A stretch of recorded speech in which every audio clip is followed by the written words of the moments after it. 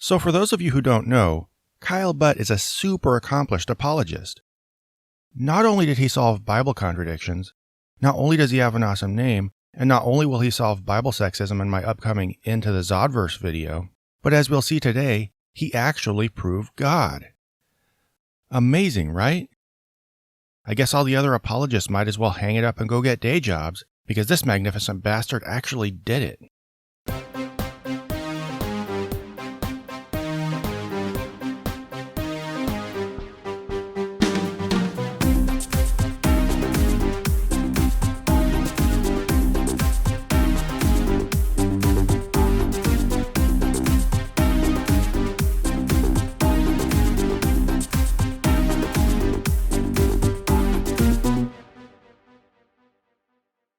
Now before we get started, I should do what I always forget to do and tell you to like, comment, and subscribe and all that. And if you think my channel is worth supporting, you can find a link to my Patreon page in the description box. But that's all up to you. Anyway, that out of the way, I will now show you my least favorite butt. Socrates once stated that we should follow the argument wherever it leads. Ooh, well played. Not only did you quote Socrates, which makes you sound impressive to the easily impressed, but you mentioned following the argument wherever it leads, which also makes you sound like a regular old Lee Strobel or J. Warner Wallace on some tough-as-nails search for truth. So in terms of basic apologetics showmanship, nice jorb. But here's the big question that illuminates whether what you said means anything at all. If the evidence started leading you away from belief in the Christian God, would you follow it there? Would you? Come on, but admit it. You know you wouldn't. When we look at the most profound question of life, does God exist? Is that really the most profound question of life? I don't know, I guess I can't say for sure it's not. But it seems like there are a lot of pretty deep, complex questions we could be asking ourselves about our existence, our experiences, how we relate to each other, our place in the cosmos. And when you think of all the thought-provoking, open-ended places these topics could take you, the question of whether there's a God seems comparatively simplistic, speculative, and in most cases polluted by pre-existing doctrine. In other words, not all that profound. But you know, it's not like he's saying this to an audience that wants the most profound question to come in a neat package with a neat predetermined answer. We should certainly follow his advice. When we do, we'll find evidence that show us God is real. Did you catch that? You're supposed to follow the evidence wherever it leads, but if we do, we'll come to the conclusion that God is real. It's almost like this is just a carefully mapped out activity designed to lead to God while pretending to follow the evidence. Kind of like investigator fantasy camp. But it's not like any apologist would ever pretend to follow the evidence for the sake of theater. Let's look at 6 proofs that show God exists. Number 1, the universe must have a cause. The most fundamental law of science is the law of cause and effect. And it says that for every material effect we see, there is a cause that came before it or was simultaneous to it, and that is greater than it. Ooh, I'm really suspicious of this definition. For one thing, no such scientific law even exists to my knowledge. I looked for one and never found one, except as a principle of Buddhism, and I got a lot of feedback from others saying the same. But whether or not it is a law really doesn't matter, because the act of calling something a law doesn't dictate that a stated principle always counts for all eternity in all situations. All it means is a group of people, perhaps well-qualified people with good reasons, notice that something always seems to happen within the universe as we've observed it so far. But there are almost certainly exceptions to this law. Just thinking back far enough into the past seems to show that our intuitive idea of cause and effect must break down at some point. And quantum physics, in ways I'll admit I don't understand, is starting to reveal that not everything in the universe behaves according to cause, effect, and even time as we understand it. But of course, Butt, like most apologists, counts on his audience to have an exaggerated layman's understanding of what is meant by a law for reasons I think we can all see coming. Also, did you notice how he just kind of throws in a statement that the cause must be greater than the effect?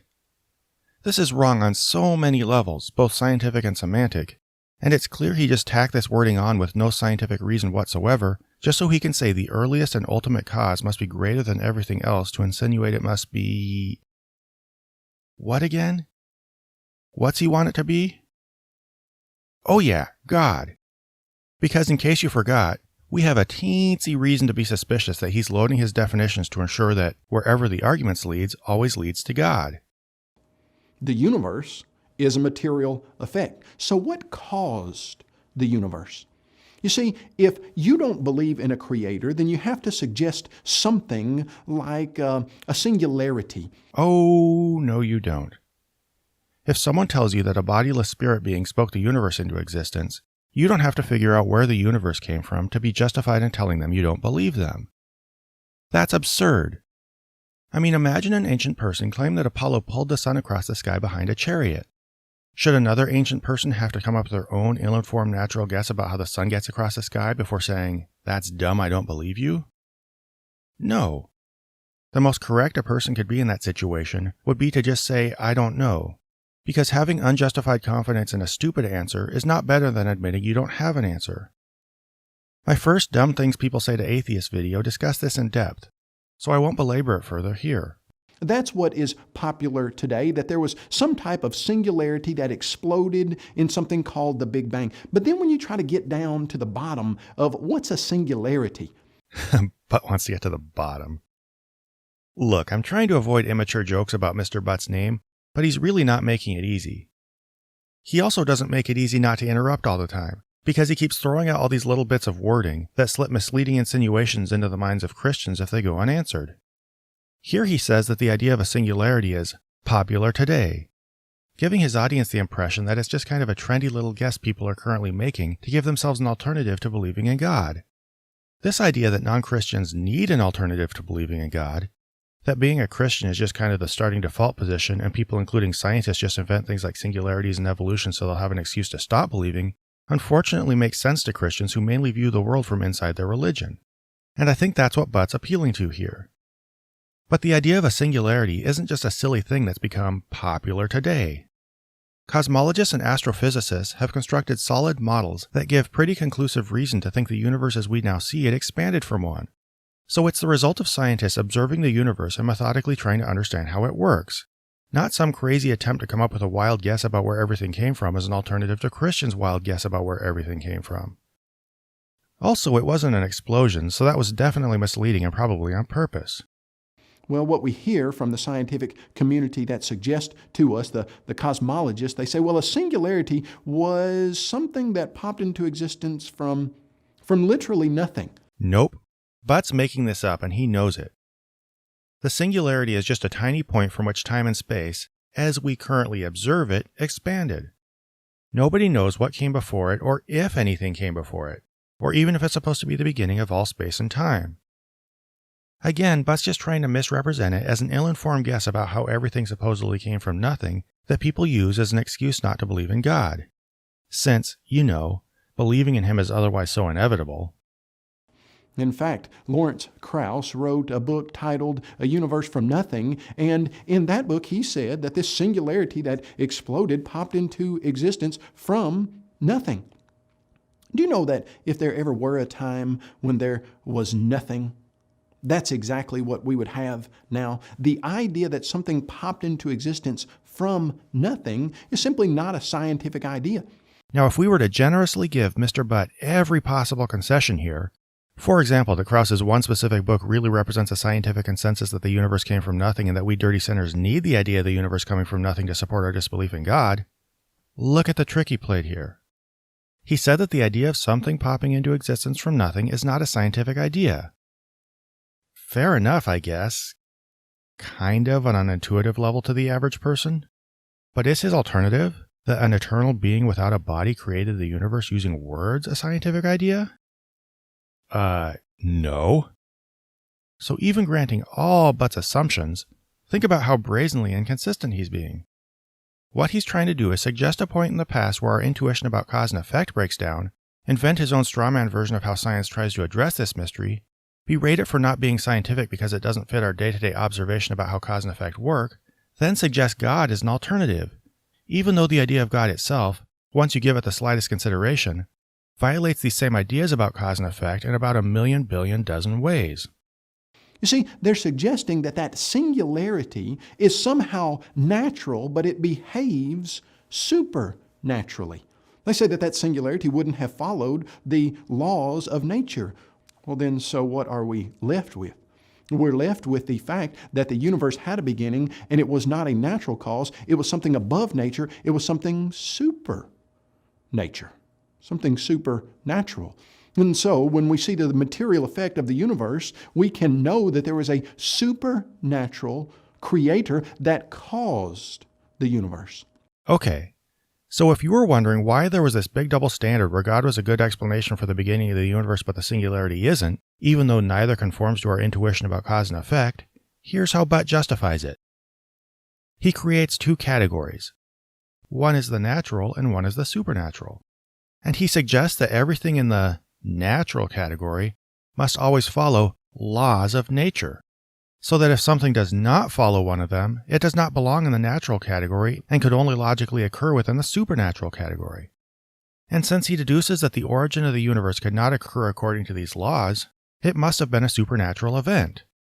Then, hurries his audience past all other possibilities that could fall under the label of supernatural and straight not only to God but to the Christian God, since, of course, he's on a journey to find the truth wherever the arguments take him. But what's more likely? That the supernatural exists? That a divide between the natural and the supernatural even makes logical and linguistic sense? And that if we discover a phenomenon that seems to contradict previous observations we've labeled as laws, it must not be part of nature? Or maybe, just maybe, when our written observations about part of the universe seem to conflict with what we observed in other parts of the universe, that just means the laws we've used to assist us in describing nature are incomplete or incorrect and need to be modified. Thousands of years ago, humans might have been pretty well justified in establishing a law that unconscious objects fall down instead of up. And a religious apologist of that day might claim that since the sun doesn't follow this law, it cannot be natural and thus must be supernatural. Then of course rush you straight to the conclusion that the supernatural thing must be Apollo. But what was wrong in this situation? The behavior of the sun, or the established scientific law? The answer is painfully obvious in hindsight. Nobody has ever ended up being right by jumping to religious conclusions using arguments like this. And I somehow doubt Mr. Butt, or William Lane Craig or all the dozens of others, since Butt is plagiarizing the out of this argument, will manage to be the first. Proof number 2. Design demands a designer. It is a truism that everybody recognizes that this universe looks designed. A truism that everybody recognizes. Yeah, doesn't that sound like 90% of apologetics? Take possibly misleading generalizations that everybody recognizes and overextend them into inappropriate territory until you prove God. In fact, when we see the various different aspects of nature, and we see birds and squirrels and trees, and we see all of the things that they do so well. Okay, fine. Look at the trees. That's so overdone it's become more of an atheist joke than a Christian argument. But what was with birds and squirrels? That seemed really arbitrary. And all of the things that they do so well? That just sounds lazy. They do things well, therefore they must be designed, therefore God. Come on, at least try a little. Many times, we as humans, we try to copy and mimic that design, but often we don't do nearly as well as the design that we see in nature. We look at the design of the human body and the human hand and the arm and the leg and the brain, and we see that those are some of the most advanced, technologically savvy pieces of equipment ever put together, and we try to mimic them and copy them, and we can't do it as well. Why? Okay, so how do I explain this really basic idea? Objects in nature taking the space they take in nature and fulfilling the role they inevitably play in nature may seem to be doing what they do well and thus give the intuitive but misleading impression of being designed. There are a lot of reasons for this, partly when dealing with life having to do with natural selection, and a lot of it is honestly as simple as the fact that, within any system, pieces, designed or not, will fill roles such that an observer within the system, like a human, might stand in stupefied primitive awe of how things naturally work. Then, of course, apologists come by and take advantage of this sense of awe to make a career of proving God. It's easy to forget that we humans are looking at the universe from the inside as part of the universe and are thus vulnerable to all kinds of tricks of perception about it. And of course, not only is it normal that we might pattern our attempts at shaping nature after what we see in nature, but it's to be expected that we, as small feeble parts of nature simply trying to replicate things, won't necessarily create technology that's better than nature. But does our inability to do this imply that nature is designed by someone greater? Or could it be that we as humans are egocentric and thus not only overestimate our own expected ability to design things, but project our process of altering nature to design stuff onto the cosmos, thus tricking us into thinking it came from a bigger supernatural version of ourselves? But what's more likely?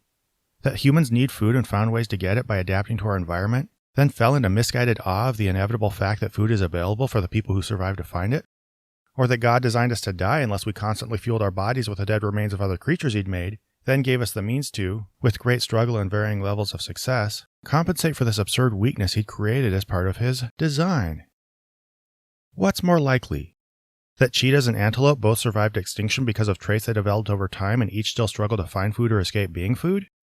Or that God for some reason created this weird internally escalating loop by designing the cheetah with the speed necessary to catch the antelope that's good at escaping the cheetah, because God had intelligently designed the antelope to be quick at escaping the cheetah because it was so fast? What's more likely? That God created an inexcusably piss-poor eye, then designed the brain to compensate for it? Or that we've evolved extremely imperfect and imprecisely assembled traits that still worked well enough together to ensure our survival? Intelligent design advocates seem to forget that if God designed something to solve a problem, He had also designed the problem itself. Thus, the very idea of intelligent design pretty quickly collapses upon itself with even the most meager investigation. Because this universe exhibits design from the starry sky at night to the fingertips on your hand. How does a starry sky at night demonstrate design? I mean, from a religious design standpoint, what are the stars even meant to do? If anything, they just serve as an illustration of the fact that if God's real, He created a vast universe that we can never make use of, and in most of which we'd instantly die. Basically, at this point, Butt's just telegraphing the fact that his argument is as stupid as, it's pretty and we're in awe of it, therefore it's designed. The design is overwhelming. It's everywhere. Where does design originate? Well, what you and I both know is that when you see things that function and they're complex, that design comes from an intelligent designer. In short, a very small number of things that function well were created by humans, therefore the vast majority of the universe must have been designed by someone else. It really sounds stupid when you just lay it out there, doesn't it? Big explosions just simply don't bring about order. They don't cause things that are functional and complex to come into existence. And the Big Bang was not an explosion. The design we see in the universe demands a supernatural, intelligent designer. No, it doesn't. Also, did you notice how Butt just kind of slid the words supernatural and intelligent into this? Essentially, he's just smuggling in words that imply God because he knows his audience will let him, since, they're on a journey to find truth whether or not it leads to God. Proof number 3. Life demands a supernatural life giver. Oh, my rhetorical and non-existent God, this is tedious. We're already at the length of a normal video, with half of Butt's original left to go, and I simply can't do life requires a life giver right now. I'm out of here. See you for part 2.